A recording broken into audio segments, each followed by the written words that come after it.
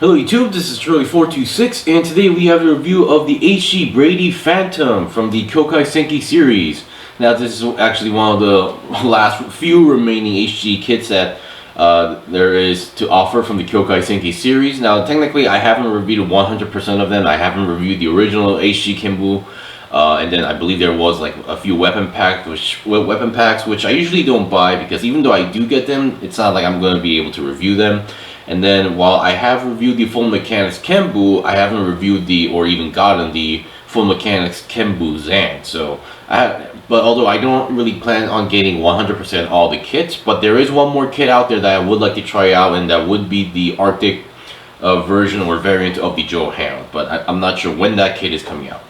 Anyway, so this is the Brady Phantom. For those who have seen the series, this is basically after the Kenbu defeated the AMAIM Ghost, basically the military group was able to get the AI core of the AMAIM Ghost, and then they slapped it onto a Brady Phantom. Of course, because of being a high-tech AI, they had to make some heavy modifications on the Brady Phantom, because without just the base unit could not withstand the overall performance that the AI was trying to do.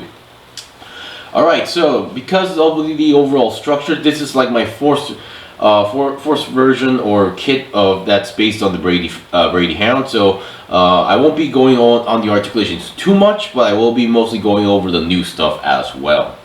Of course, just to make sure, I will go over some parts of the articulation so you guys get the general idea. Alright, so as usual, let's go over the components. So first of all, what you get, of course, is obviously the unit itself. Definitely, I'm still loving the overall Brady Hound overall format. Of course, this being the Brady Phantom definitely has some more edge, has a more edgier look, a sharp look, and then has more multiple thrusters because of its performance going on here. And for some reason, I'm still surprised that they still kept the blades here, because once again, I mean, though I really love those blades, but once again, displaying them while being stored onto the unit will take a lot of space because of the length of the sword. Alright, other than that, other than the main unit and the swords, you still get the open style hands and the gun here. Although I might be remembering it differently, but I could have sworn that, you know, they actually used the laser rifle, the beam rifle or laser rifle for the Brady Phantom. But once again, they do still give you the gun, so no big deal as well. And then you still, despite how the whole situation, they still give you the open style hands. Alright, so and you might have noticed there's no sticker sheet. That's because this thing does not use any single stickers. Now, for the original Brady Hound, they would use stickers on at least on the head, like this one. So here is the Commander variant. So you can see the head, the overall, the eye cameras are all stickers, and there was another sticker on the top of here in this case. But still, definitely they use stickers. But in this case, oh yeah, that was a bit tricky when you're riding swords. They actually give you a full-fledged clear, a red or pinkish, purplish clear piece for the visor, and I absolutely love that aspect as well.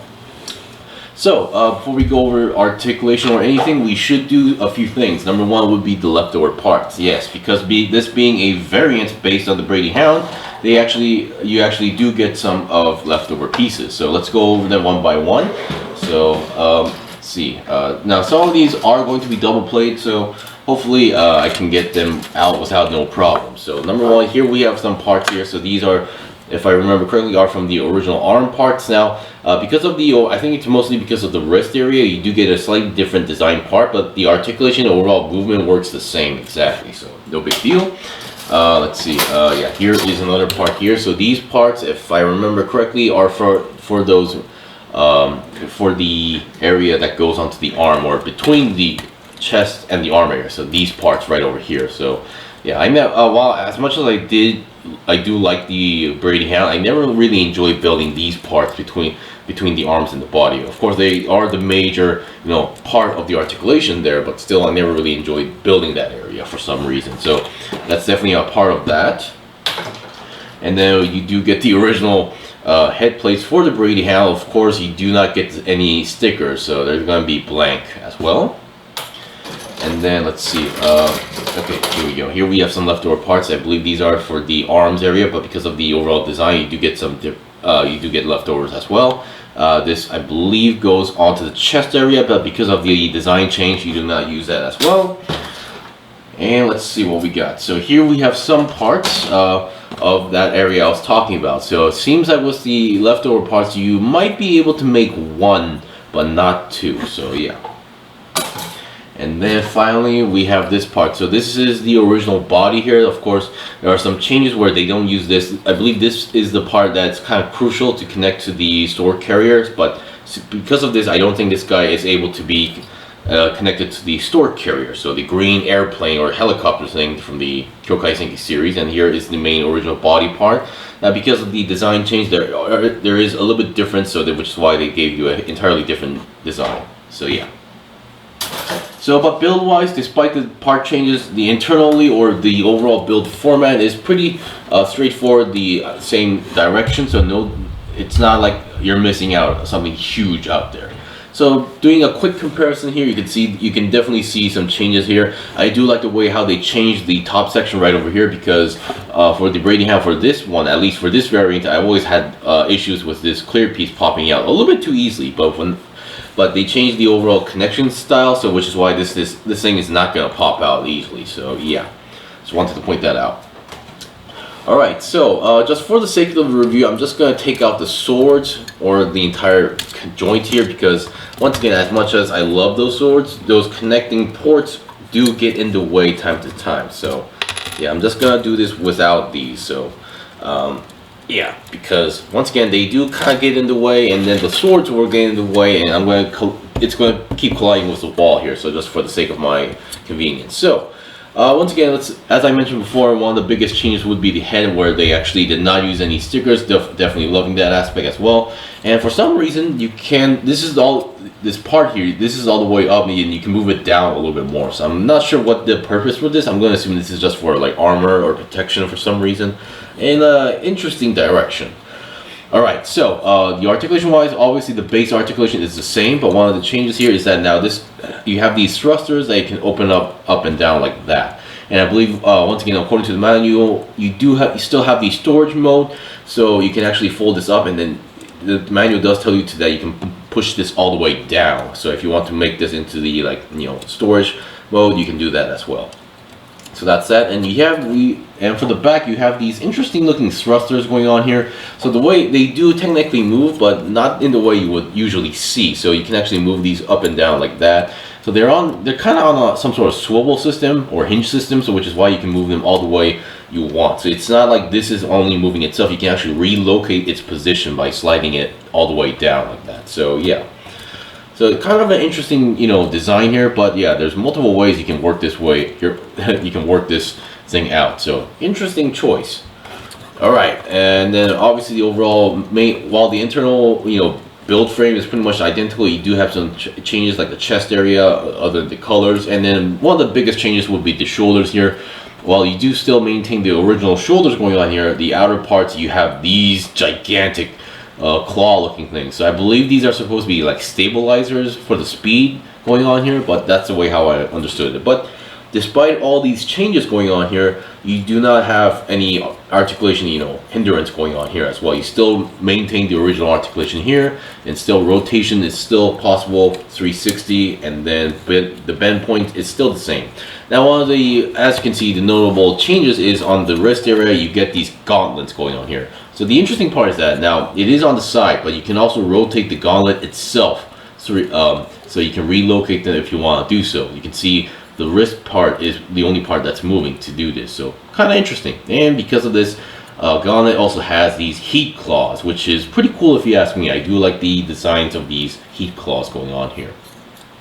And I think it should be pretty much, noted, or pretty much, taken for granted that holding the sword and the gun with this hand is no problem as well. For those who haven't tried the series, is that for the hands, now it may look like oh wait, give me a moment. Okay, it may look like that there's not any clearance there, but you can slide this down, come on it, and then put in the weapons here. And with this, this also works as an extra knuckle type weapon. So for those who haven't tried the kit yet, just take note of that.